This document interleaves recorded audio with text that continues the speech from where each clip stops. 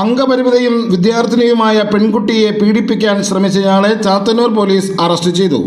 ചാത്തന്നൂർ താഴം കുടുക്കറപ്പണയിൽ 56 വയസ്സുള്ള യശോധരനാണ് ചാത്തന്നൂർ പോലീസിന്റെ പിടിയിലായത്.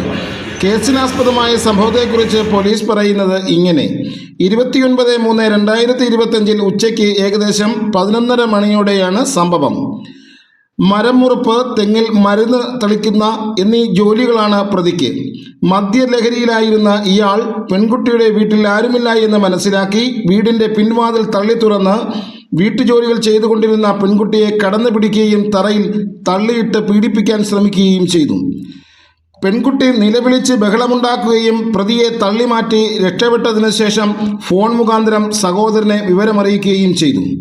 സഹോദരനും നാട്ടുകാരും ചേർന്ന് പ്രതിയെ പിടികൂടി തടഞ്ഞു വയ്ക്കുകയും ചെയ്തു.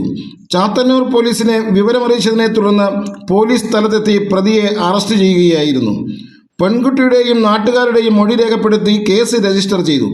അറസ്റ്റ് ചെയ്ത പ്രതിയെ സ്റ്റേഷനിലെത്തിച്ച് നിയമ നടപടികൾ കോടതിയിൽ ഹാജരാക്കി റിമാൻഡ് ചെയ്തു. News desk, express news.